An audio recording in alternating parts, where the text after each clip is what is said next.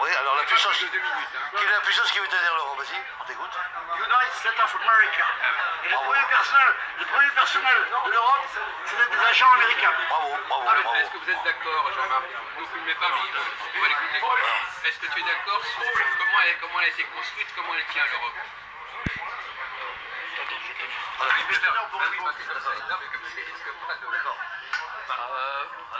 Pour moi, l'Europe elle a été construite donc à la fin de la Deuxième Guerre mondiale. Mais comme Gérard a dit, et il a raison, c'est une réflexion que je m'étais fait pas au départ, mais je pense que c'est la bonne, c'est que les Français pensent avoir gagné la guerre. D'ailleurs, ça fait du bien pour le moral. Finalement, jamais, j'ai dit, nous avons perdu la guerre. Nous sommes anciens citoyens allemands, tous là. Et le général Eisenhower, avant que ces hommes débarquent par radio en Normandie, avec un Y, il a laissé ces hommes, 1 million, 2 millions. N'oubliez pas que vous allez débarquer dans un territoire ennemi. Oui, bien sûr. Normandie, c'est Reich. Bon, on va continuer. Non, mais je veux dire, Jacques, il a raison. Dans ce qu'il a répondu, Gérard, il a suivi.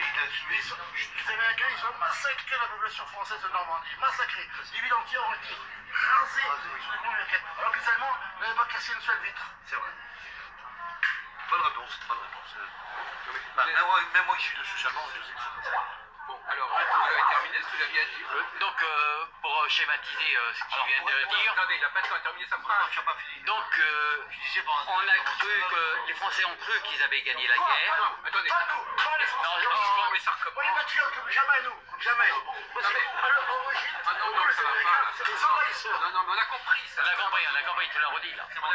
Voilà, chaque fois qu'il dit un truc, il réagit comme Il n'est un... pas français. Comment ça glisse? Ne parle pas au nom des Français. On te laisse pas. Ouais, Il n'est pas français. donc finalement, ceux qui ont gagné la guerre, ce sont les Américains, ce ne sont pas les Français. Donc nous, pour faire court, on est devenus les clients des La Américains. France n'a fait aucune guerre, monsieur. D'accord. Voilà. La France n'a fait aucune guerre en 40-45. C'est pour ça. Donc on est les clients des Américains. Elle n'a pas participé à la guerre, la France. Il peut parler, oui ou non? Non, mais il est que Mais d'accord, mais peu importe. Mais on est là pour entendre les conneries des uns et des autres. Bon, donc on est des...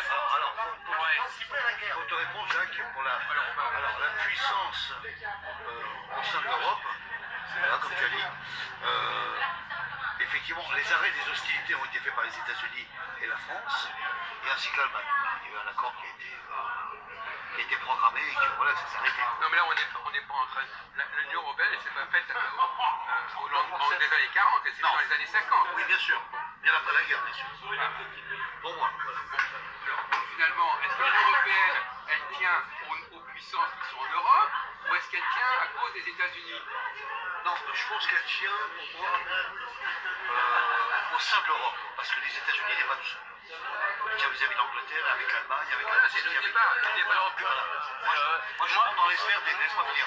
Je rentre dans les sphères des plus grands pays puissants. La Russie, l'Angleterre, la Suisse...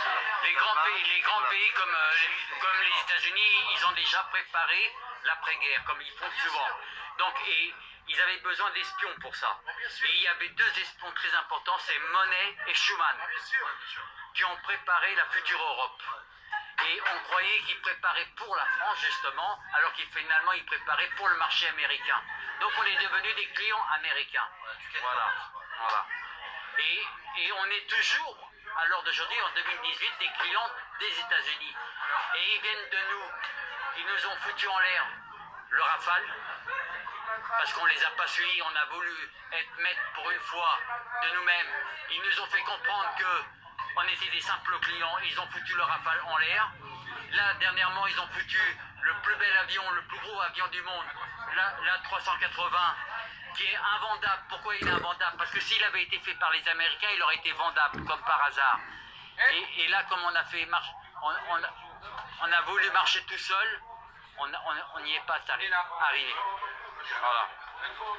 Donc on est d'accord alors. Bon, d'accord. Alors, donc c'est important pour le destin de l'Europe. Alors donc finalement, vous n'êtes pas d'accord avec ce que dit Christophe, que ce n'est pas une question simplement des puissances européennes entre elles. Non, ça c'est ce qu'on a voulu nous vendre. Voilà, c'est ça. Et faire le plan Marshall, etc. Et donc finalement, on va essayer d'appeler le débat. Alors, est-ce qu'on fait partie de l'Empire américain? Oui, en quelque sorte, oui.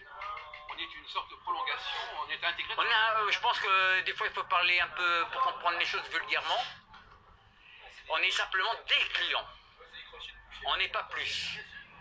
Et si demain, pour l'intérêt des Américains, on ne les sert pas comme il faut, eh ben on ne sera plus rien, même pas des clients. Voilà, ils nous jetteront du jour au lendemain. Parce que c'est un État, comme tous les États, c'est des monstres froids. C'est un pays de commerçants. Voilà. Ouais. Que les Anglais. Leur identité, c'est le dollar. Voilà.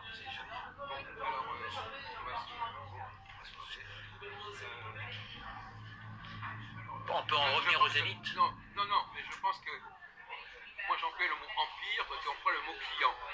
C'est pas tout à fait pareil. Non. Un empire, c'est un État qui englobe une certaine diversité de populations et qui essaie de faire que ces différentes populations cohabitent dans la diversité. Donc finalement, quand l'empire faiblit, c'est qu'il y a l'autorité qui est capable de faire cohabiter tous ces gens-là ne joue plus son rôle. C'est ça le problème. Finalement, voilà.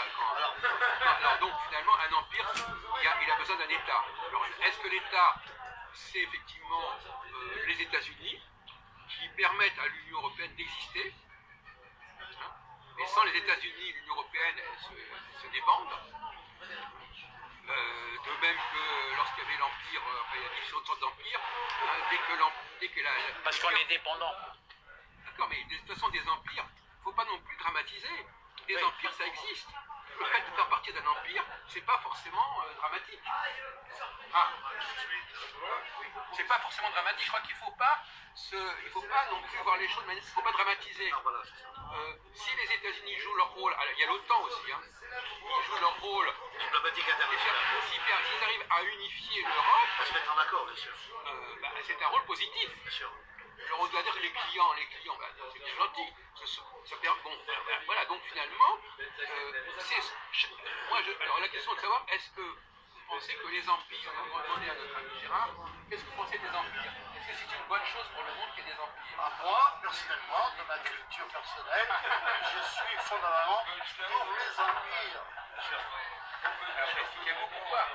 D'ailleurs, je vais dire, je suis impérialiste. Voilà, moi je suis assez d'accord avec... donc finalement c'est ça. Alors, Gérard, comme il dit, il est toujours pour le plus fort. non mais les empires qui jouent un rôle positif, ces empires qui permettent de dépasser les limites, les frontières, de dépasser les clivages. Dans un empire par exemple, il y a des populations extrêmement différentes qui peuvent vivre. La preuve, si on prend l'Empire français, quand il y avait l'Empire français, il y avait des Arabes, il y avait des Noirs, et on gérait.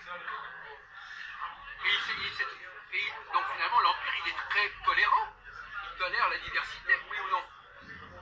Il tolère la diversité religieuse. Oui, mais ça me permet d'être fort mondialement. Voilà. Et c'est pour ça que je dis que la notion d'empire est beaucoup plus intéressante que la notion de mondialisation. La mondialisation, c'est un terme vague.